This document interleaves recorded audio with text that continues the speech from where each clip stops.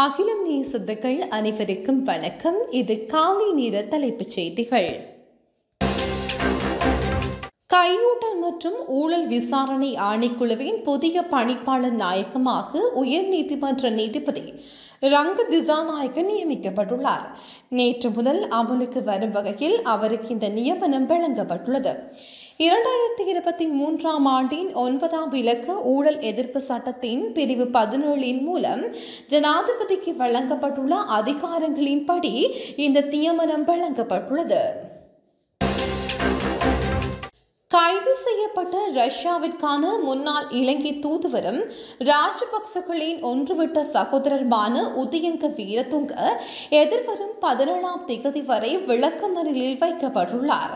அயலவர் ஒருவரை தாக்கிய சம்பவம் தொடர்பில் கைது செய்யப்பட்ட சந்தேக நபர் நேற்று நீதிமன்றத்தில் முற்படுத்தப்பட்டதை அடுத்து இந்த உத்தரவு பிறப்பிக்கப்பட்டுள்ளது. அனுராதபுரம் பிக்கு பல்கலைக்கழக கால வரையறையின்றி மூடப்பட்டுள்ளது. பிக்கு மாணவர்கள் முன்னெடுத்துள்ள உணவு தவிர்ப்பு போராட்டம் காரணமாக பல்கலைக்கழக நிர்வாகம் இந்த தீர்மானத்தை மேற்கொண்டுள்ளது. பகுடிவதைக்கு உட்படுத்திய குற்றச்சாட்டில் 10 சிரேஷ்ட பிக்கு மாணவர்களுக்கு வகுப்பு தடை விதிக்கப்பட்டுள்ளது. குறித்த வகுப்பு தடையை நீக்குதல் உள்ளிட்ட கோரிக்கைகளை முன்வைத்த கடந்த 7ஆம் தேதி முதல் போராட்டம் முன்னெடுக்கப்பட்டு வருகின்றமை குறிப்பிடத்தக்கது. ஹட்டன் டிகோயா பகுதியில் திடீர் சுகவீனம் காரணமாக 22 மாணவர்கள் டிகோயா ஆதார வைத்தியசாலையில் அனுமதிக்கப்பட்டுள்ளனர். குறித்த பகுதியில் உள்ள பாடசாலை ஒன்றில் கல்வி பயிலும் 9 முதல் 10 வயதிற்கு இடைப்பட்ட மாணவர்களே இவ்வாறு வைத்தியசாலையில் அனுமதிக்கப்பட்டுள்ளதாக அந்த வைத்தியசாலையின் பேச்சாளர் ஒருவர் தெரிவித்துள்ளார். அவர்களுக்கு வயிற்று வலி, மயக்க நிலை மற்றும் வாந்தி போன்ற நோய் நிலைமைகள் ஏற்பட்டதாக தெரிவிக்கப்படுகிறது.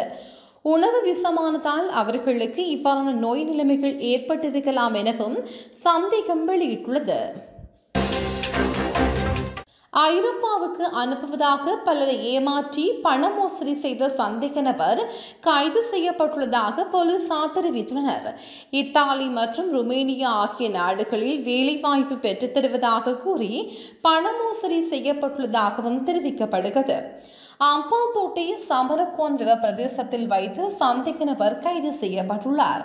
அம்பாந்தோட்டை, வீரகெட்டிய, ஹிங்கம, அம்பலாந்தோட்டை, சூரியவ மற்றும் திசமகாராம ஆகிய பிரதேசங்களில் உள்ள பல்வேறு நபர்களிடம் பணம் பெற்றுள்ளதாகவும் விசாரணையில் தெரிய வந்துள்ளது.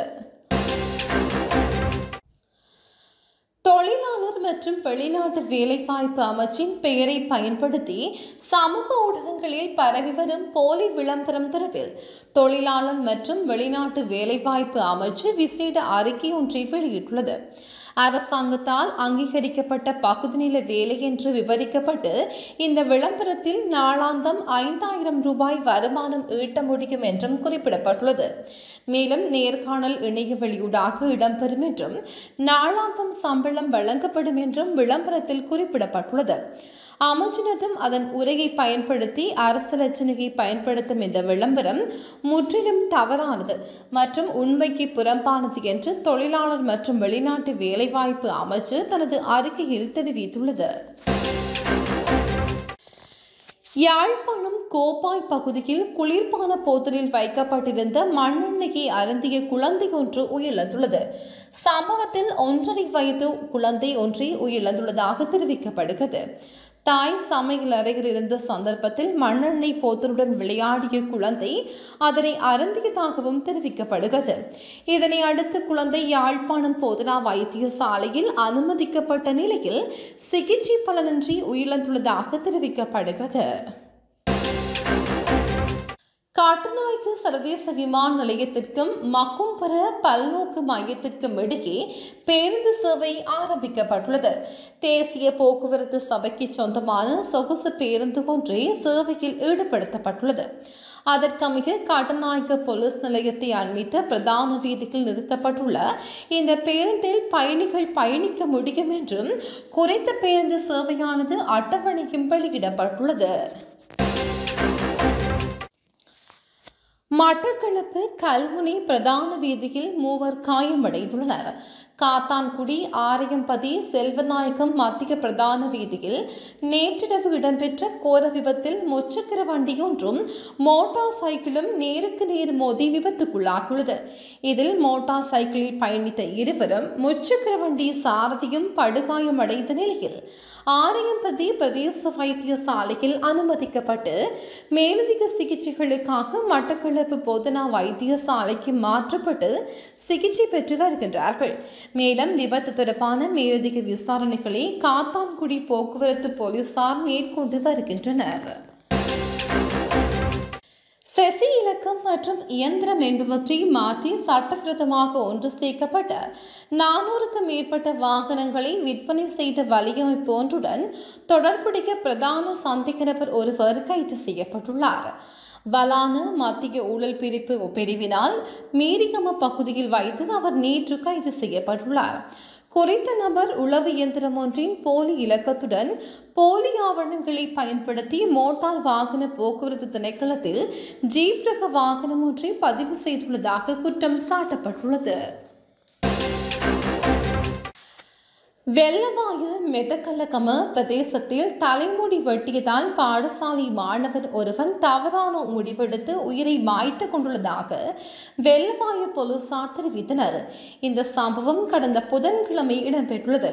சம்பவத்தில் 15 வயதுடைய பாடசாலை மாணவன் ஒருவனை உயிரிழந்துள்ளதாக போலீசார் தெரிவித்தனர். மாணவனின் தலைமுடி வெட்டுமாறு அவனது தாயாரிடம் பாடசாலையில் அறிவுறுத்தப்பட்டிருந்த காரணத்தினால் தாய் மாணவரின் தலைமுடியை சிறிதளவு வெட்டியுள்ளார். இதன் போது மாணவனுக்கும் அவனது தாய்க்கும் இடையே முரண்பாடு ஏற்பட்டு மாணவன் தவறான முடிவெடுத்து உயிரை மாய்த்து கொண்டுள்ளதாக போலீசார் தெரிவிக்கின்றனர்.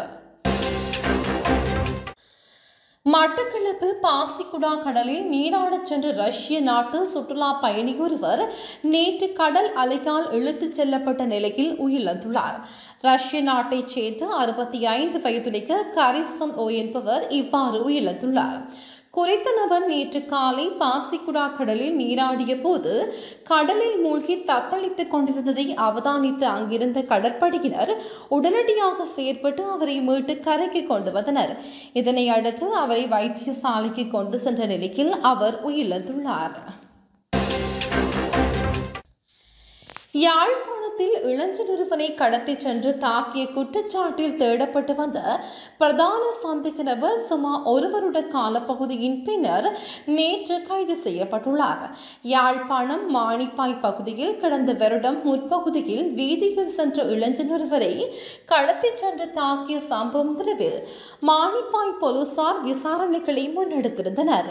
அந்த விசாரணைகளின் அடிப்படையில் 3 இளைஞர்கள் கைது செய்யப்பட்ட நிலையில் பிரதான சந்தேக நபர் தலைமறைவாகி இருந்தார்.